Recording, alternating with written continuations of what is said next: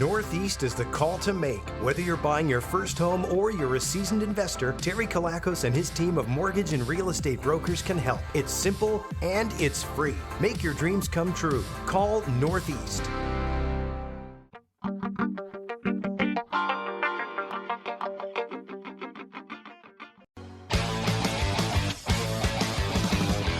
Good afternoon, everyone. You're listening to The Real Estate Show. I'm your host, Terry Kilakos, chartered real estate and mortgage broker, as well as president of Northeast Real Estate and Mortgage Agency, as well as CBC Alliance. And I'm bumbling up my words just like I do normally, but it's okay. And today we're talking about mortgage solutions that are available for Canadians over the age of 55. And here come the texts already going, no, he's going to talk about reverse mortgages, and that is exactly what we're going to be talking about today, or anything else that's related to mortgages, if you will, or solutions for anyone older than 55. Feel free to reach us online at www.nordest.ca, or you can visit our Facebook page, which is facebook.com/Northeast Nordest and facebook.com/CBC Alliance Quebec. And our phone number at the office, of course, is 514-680-4674, where operators are standing by to take your call. Sorry. Joining me in studio, we have my beautiful co-host, Merav Marciano. Welcome, Merav. Thank you. I thought you forgot about me. I got a little sad. You know what? I kind of did. I was looking down at my notes here, and I was like, am I by myself here? Yeah. Wow, that feels great. This is a good recipe for a good marriage. Anybody wants to text in some marital advice? You know what? I think that, I think that from now on, I think you should take the lead on these shows and do all of those. And pretend you're not in the room. And pretend I'm not in the room, exactly. Again, if you want to reach us at the office, you can call us at 514-680-4674, whether it's for a mortgage or if you want to give us marital advice, please feel free to call us at any point in time. Okay, so let's dive into this. Okay, so 55 is not old. It's just you're 9 years away. Thank you for telling everybody my age, but that's fine. It was Merav's birthday recently. So it's different. You're in a different phase of your life. Sometimes it's at 55, sometimes 65, sometimes 75, sometimes 85. Yep. Everybody jumps into different phases of their lives. And sometimes, there's different situations, I think. Of course. I think that's what we need to talk about. So, what kind of situations are we facing when we're older, So, I mean, we're looking at, when we're talking about anyone that's over 55, we're talking about people that are, either sometimes in some cases, they might be retired. Yeah. Some of them might be semi-retired. Some of them might be approaching retirement, right? And a lot of times, especially once you start getting into those years, you tend to have, your mortgage is, paid down significantly. You're in a different place in your life. You're starting to look at your savings. And in many cases, a lot of Canadians, not just Quebecers, not just Montrealers, but literally people, because of the conditioning that they've been taught, they say, make sure that your mortgage is paid off. Do everything that you can so that when you get into retirement, you have no debt. Now, a lot of times, and the unfortunate thing that happens is a lot of people will do that, but it's at the expense of their savings. So they end up finding themselves getting into retirement. Maybe they haven't saved up enough, for obviously retirement, whether it's in their RSPs or pension plans or whatnot. And then they find themselves with a home that might be approaching being paid off or fully paid off. And they're like, what do we do? We know that they're not going to be earning enough money or enough income once they get into retirement to kind of keep them going. Yeah, so we've seen a lot of cases of whether you're not earning enough because you've decided to work less or you decided to take a semi-retirement. Sometimes you're not earning anything because you're fully retired and you're just getting the government's pension or whatever pension you have access to. Mm-hmm. And we've seen, unfortunately, some cases where, you end up finding yourself in debt. Sure. Just because life is more expensive than how much your pension is paying you. It's difficult. So I think it was important for us to address different solutions. Yes, you mentioned reverse mortgage in your intro, but we're talking about all kinds of different options available. The Canadian population is aging, and we have to know what's available to us. Okay, so let's talk about it. So what are some of the things that you would kind of, looking when we're looking kind of globally at that segment, if you will, of the population. Mm-hmm. The advice that I will always give, so when someone comes in actually going into retirement, okay, there's a certain amount of planning that needs to go in. And unfortunately, I find that a lot of bankers or even mortgage brokers. I mean, again, it's not to say that we're better or we're worse or whatever than anyone else. It's just maybe we look at things a little bit differently. Okay, where a lot of people, their focus might be interest rate. What's the lowest interest rate that we can get? My philosophy is very different, and it's the philosophy of our brokers also at Northeast. We look at a mortgage 10 steps ahead, so we have to look at all the different facets. So someone that comes in, let's say when they're in their 50s or they're 55 or 60, and they say to me, Terry, within the next couple of years, I'm going to be going into retirement, or within the next decade or whenever they're going to be doing it, that's the point in time. If you haven't already planned, hopefully you've already set up your plan, but that's the point in time to make sure that you put things in kind of perspective and you line things up properly to be able to get you into your retirement years,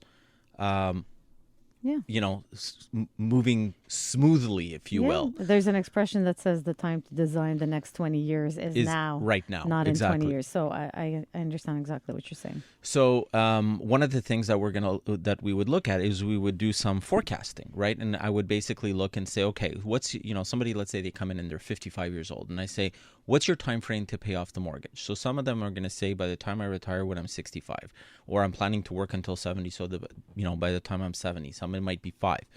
So let's see how we can do that in a way where we're not impacting basically the bottom line. So we're trying to keep as much money as we possibly can going towards savings and investments, meanwhile maximizing the amount of money that's actually being put towards the mortgage, so that way it does end up getting, close to being paid off. Yeah, I get it.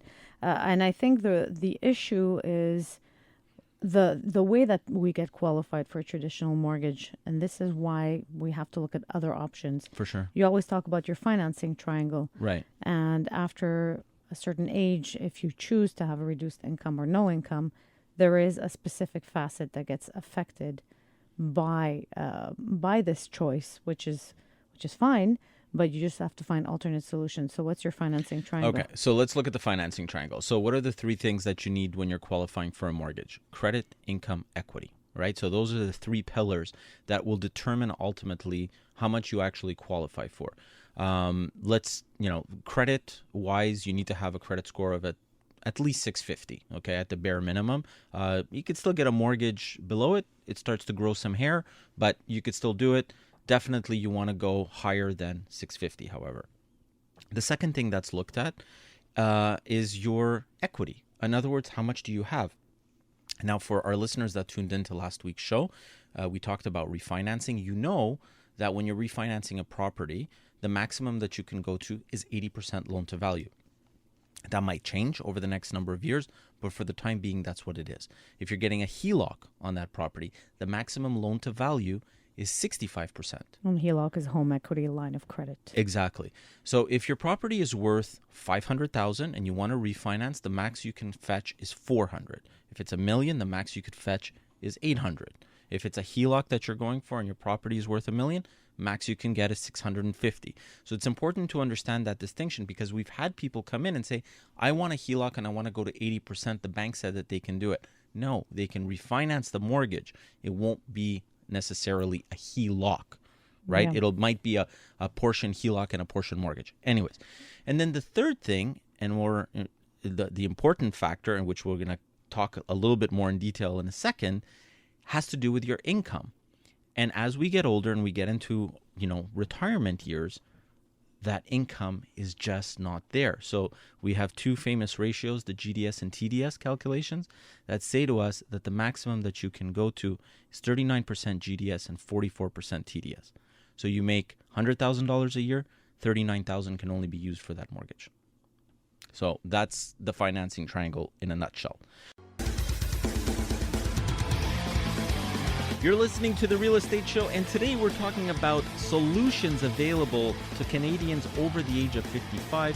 Feel free to visit us online at www.nordest.ca, or you can reach us at the office at 514-680-4674, where operators are standing by. They're not actually standing by. How come you always lower your voice? I don't know. Anyways.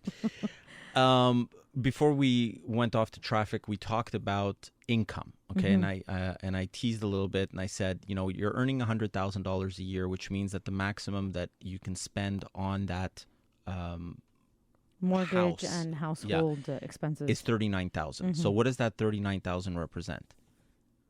Heating, condo fees, property and school taxes, mortgage payments. Those four items factor into that $39,000. So you could see, even with an income of $100,000, when you add the stress test to the component of the mortgage, your buying power, or your ability to be able to actually qualify for a significant mortgage, if you will, has greatly reduced. So I wanted to bring that up because it's important, because as we're looking right now at Stats Canada, right? So cost of food is up 9.7%. Yeah. Cost of shelter is up 7.4%. And these are essentials. Exactly. And that's year over year, right? That's crazy. I don't know. The inflation is affecting the seniors quite a lot because, and I say seniors, and I don't mean to offend anyone. Yeah. But let's say if we talk about the aging population, not 55, because I'm 9 years away, so I don't want to use that number. But the aging population, when you think about essentials going up, Yep. We're not talking here about luxury items. This is food and shelter. Yeah. So how are they supposed to afford that on a tiny little government pension? Yeah. So definitely a lot of Canadians are finding themselves in a tough financial situation if they're at retirement or at semi-retirement right now. And like you said, how can they qualify for a traditional mortgage if the calculations don't make sense with respect to their situation? Yeah. They don't have enough income to qualify for a traditional mortgage. So that's why we're looking at different options. So let's look at some options. Yeah. Right? Obviously the reverse mortgages are something that is a possibility. Besides that, you do have you could go to the limits of what your refinancing can take you, provided that you obviously still have some household income. Some borrowers also choose to go the private route, to go with a private mortgage, which, look, you hear I'm the not word a fan private. of it. That's what I was going to say. It's not a solution for everyone, and it's definitely not a long-term solution. Yeah. But, we've seen, unfortunately, some cases of people who You have almost to. lost their home. The thing is that you have to remember any solution is a good solution, provided that there is an actual plan that's designed around that solution, right? So going private in itself is not necessarily a bad thing to do.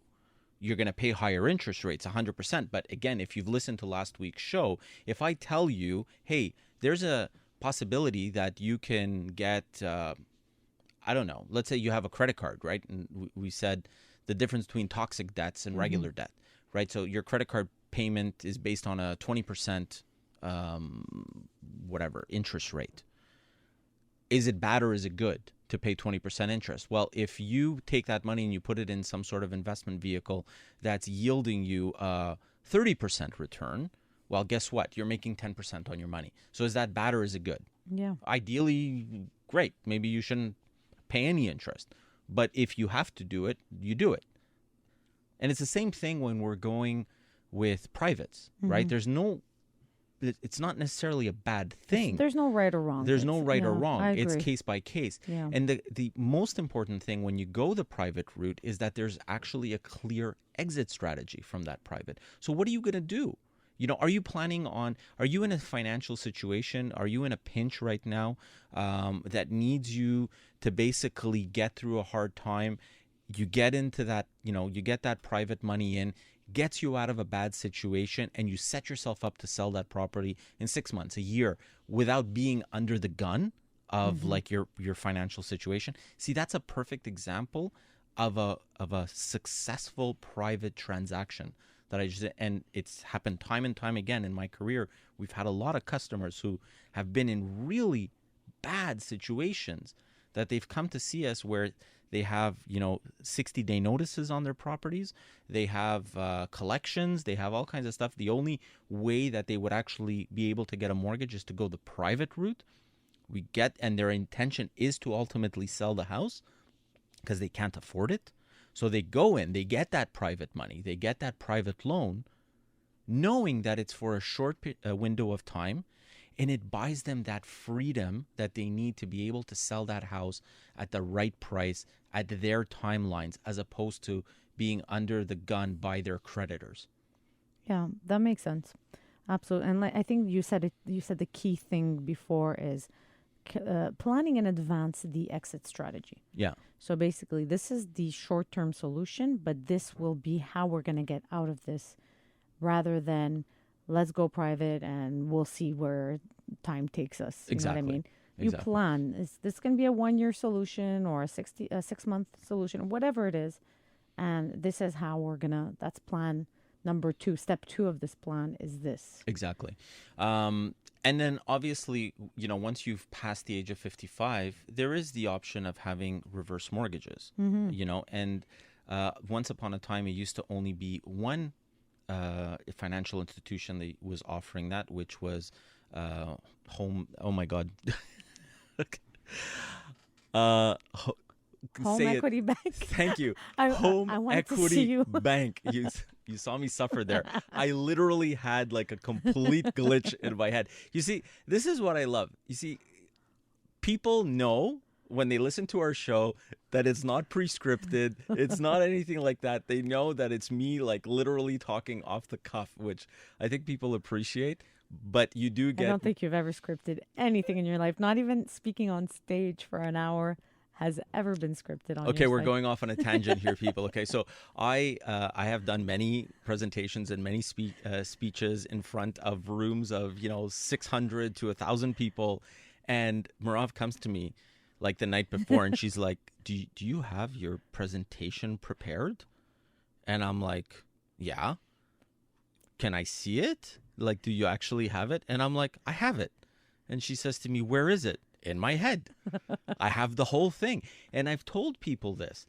Ask me to speak for 5 minutes, I'm going to have to plan for a week.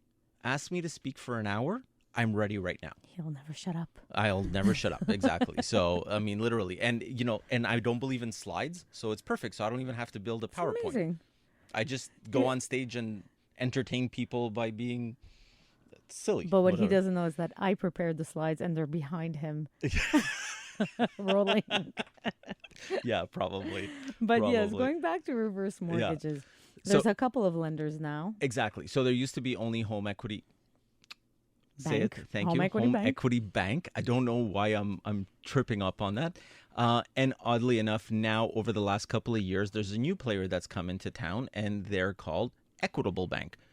Not the two are very different banks. Yeah, okay? And Equitable Bank has been around for a very long time. Yeah. They're not a new player in the financial world, but they're a new player in the reverse mortgage world. So definitely it's interesting for people to have multiple options, because it's never, it's good to know you have choices. And the beautiful thing, as far as I'm concerned, when you have competition between lenders, that's when you end up seeing rates start to drop. And we actually saw that occur when obviously Equitable Bank came into the picture. We saw Home Equity Bank, which was the other lender, say, "Hey, you know what? Maybe we should cool down a little bit on the interest rates." So it's nice. It's nice to see that, if you will, right? Yeah, and I think I just want to mention a little point, which is a sticky point with respect to a lot of families. There's a lot of goals of paying off your mortgage as quickly as possible your whole life. We tell our children a lot, this will be for you one day.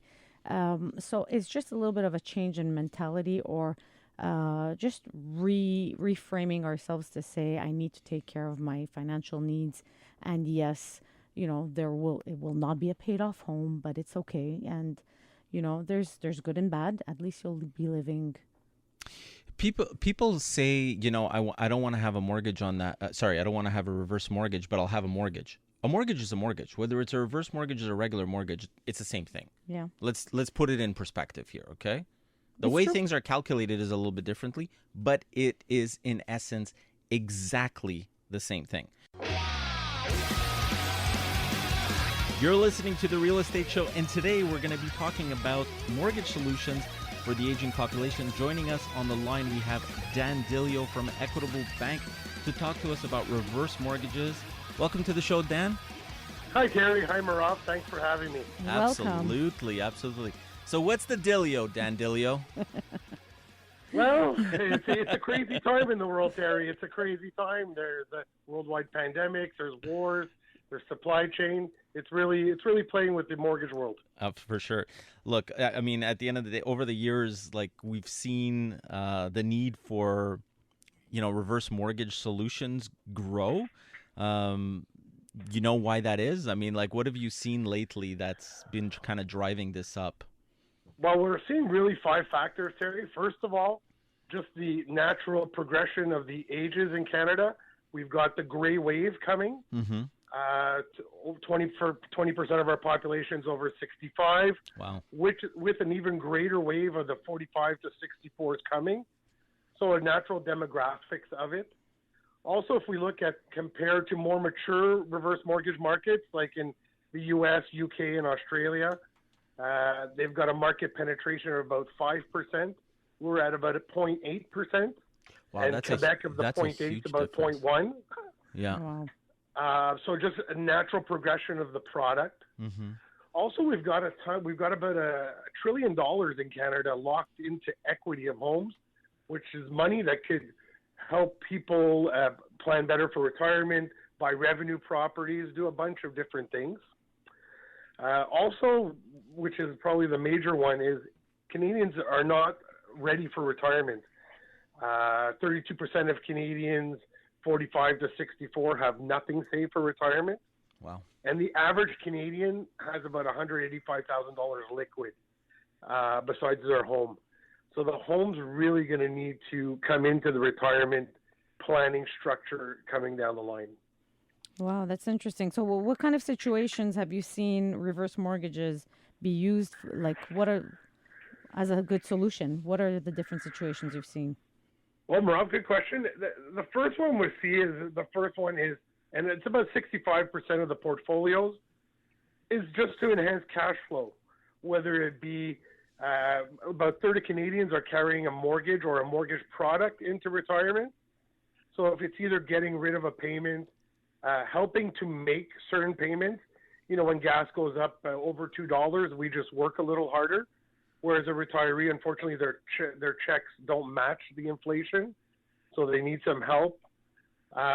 We have people with a lot of investments. Right now, it's not a good time to be taking money out of your portfolio with the market down. So they're looking for tax-free money solutions for their needs.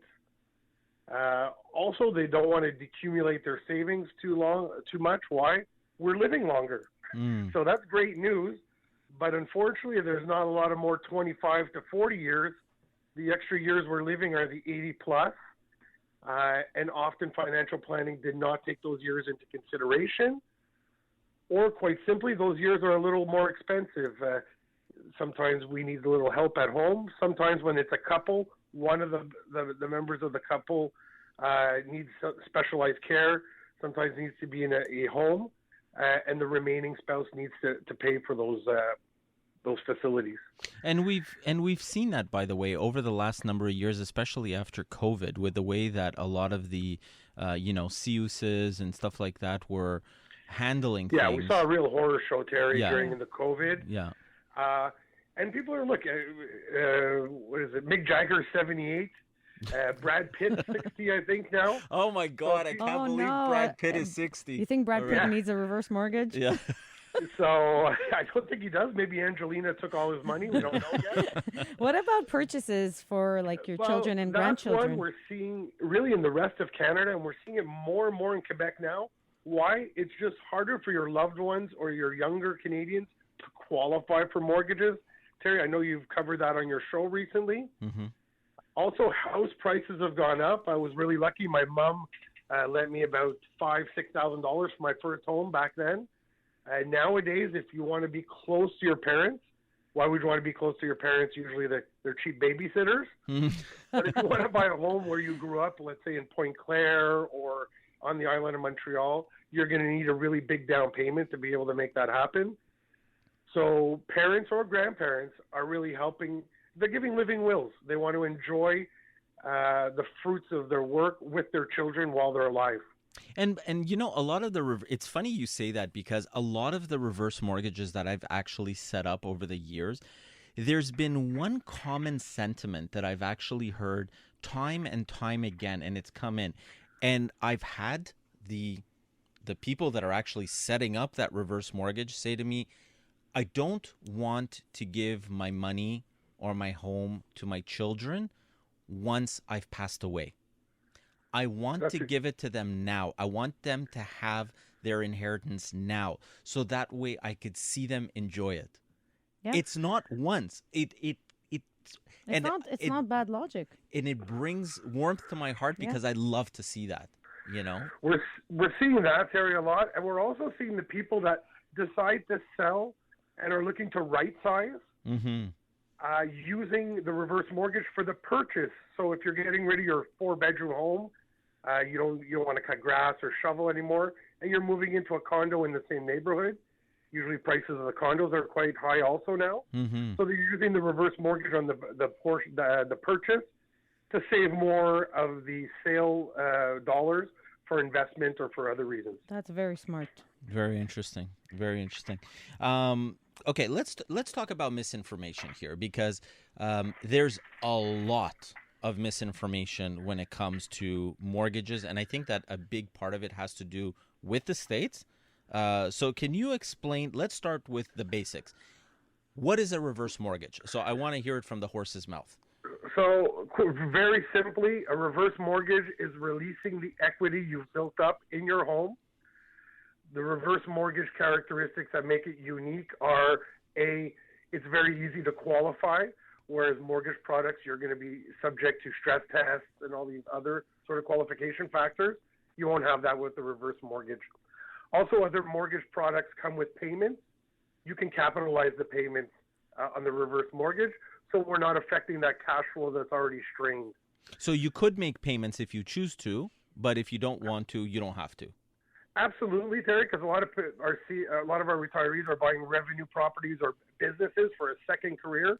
When they're generating money in those circumstances, sometimes they like to pay back. Got it. And I'm assuming this is this money taxable? And do you get it as a one lump sum, or can you get it in monthly payments? Like, what's the? No, it's a flexible product to qualify for, and it's also a flexible product to use. So the only thing that really needs to be paid off from the amount you're approved is whatever. If you have an existing mortgage product on the home, that needs to be cleared. So the bank is first rank. But after that, you can use it pretty much like a line of credit. You can get monthly installments. You can take it all at once.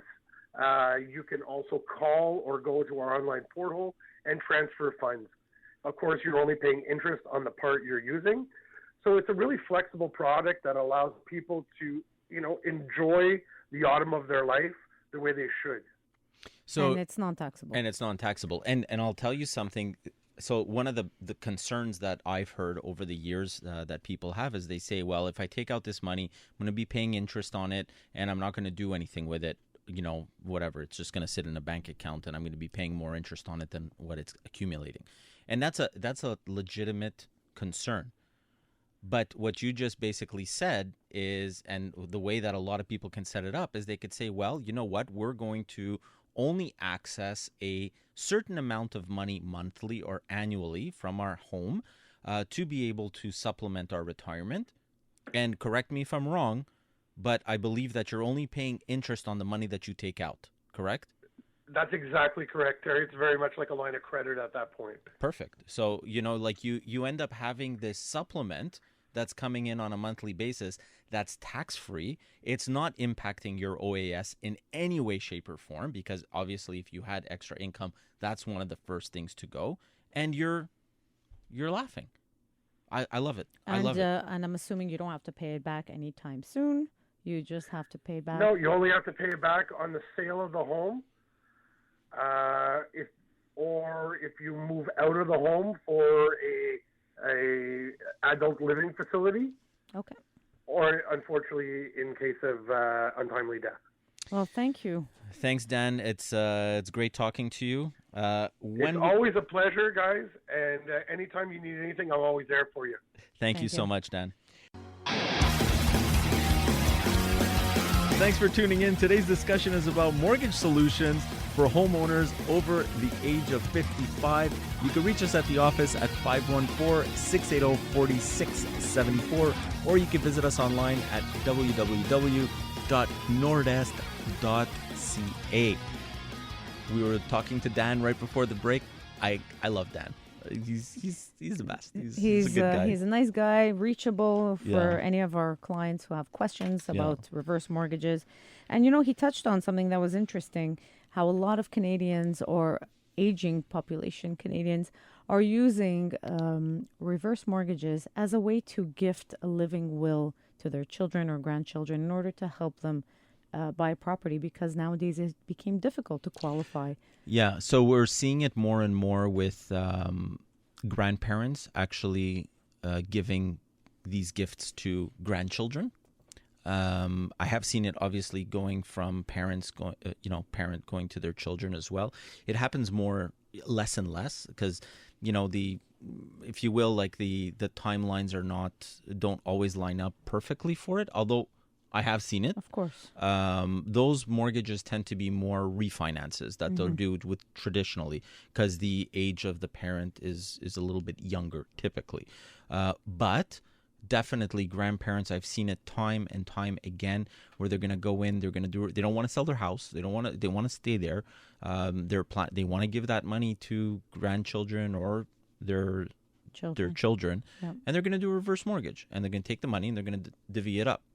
Right. Which I find that it's a nice solution. Listen, you could inherit a home that's fully paid off, or you can inherit a home and have that, that gift have been given to you in advance. Yeah. A part of that, let's say it was $50,000 that you got in advance to help you with a down payment for a home. So that home will have a mortgage of $50,000 plus interest. It is what it is. Yep. And at the end of the day, look, we've seen some people in a terrible situation where they really did not have enough money for basic living expenses. Mm-hmm. And this was a very lucrative solution to top up their income. So I would not want to see my parents or grandparents suffer financially. I'd rather they get that reverse mortgage if that helps them. Look, I did it, the question always comes up whenever I do offer a reverse mortgage to anyone. They ask me the question, do you have one or would you do it? And my answer is always, well, I'm too young to do it. For those of you that don't know, I'm only 24 years old. So I'm turning 25 in April. Yeah. If you want to send me birthday cards. Mm-hmm. But what I have done in the past is I've actually done reverse mortgages for my parents, for family, right? And it's not only my parents. There's a ton of our family that has reverse mortgages that I have set up for them.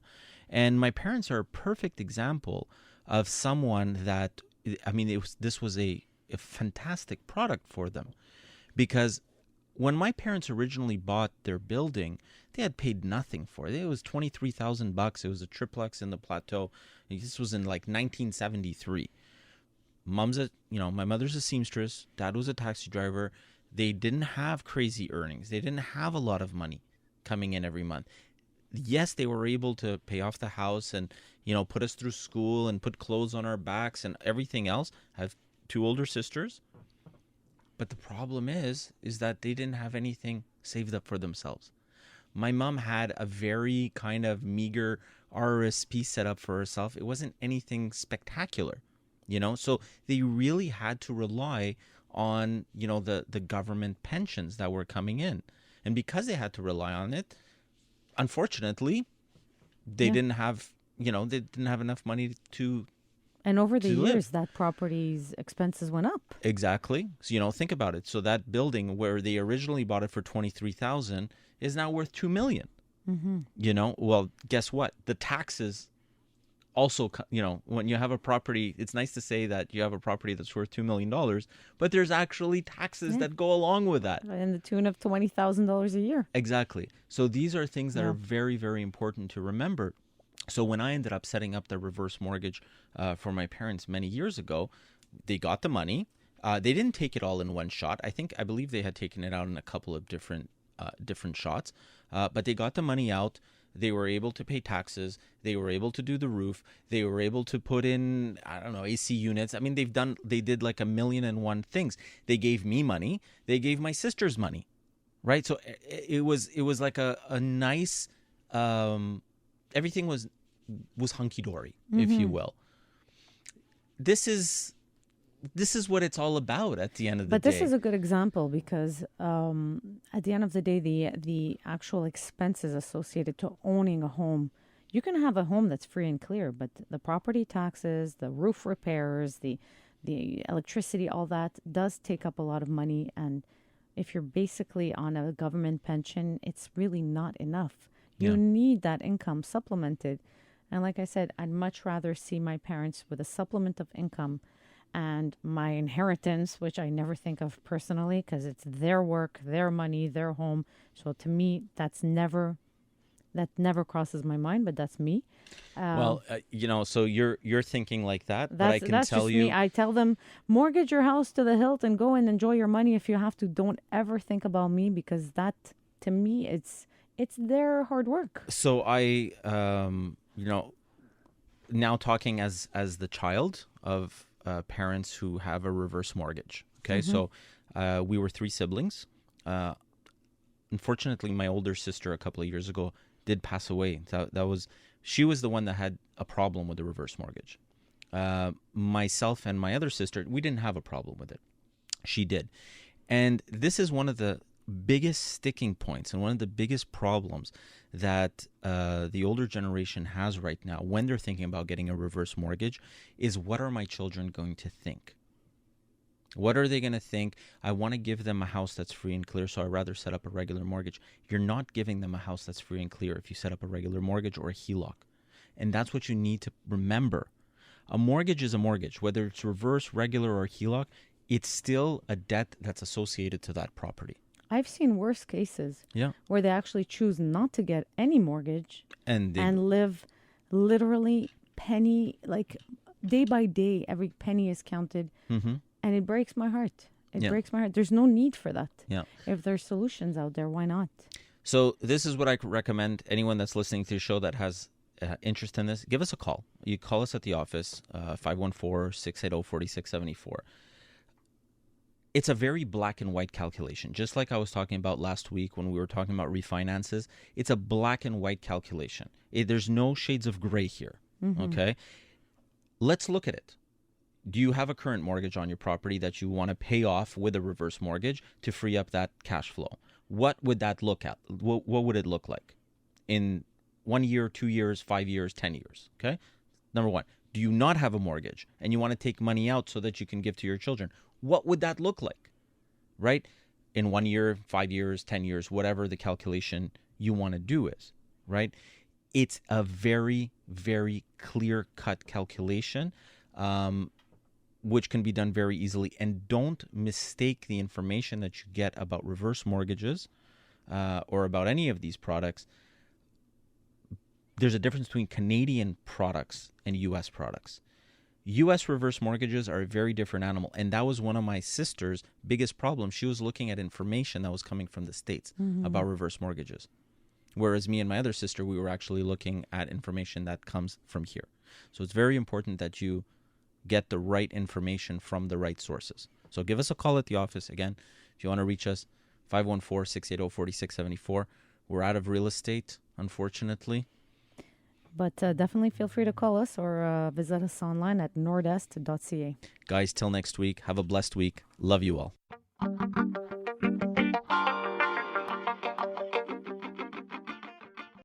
Northeast is the call to make. Whether you're buying your first home or you're a seasoned investor, Terry Kilakos and his team of mortgage and real estate brokers can help. It's simple and it's free. Make your dreams come true. Call Northeast.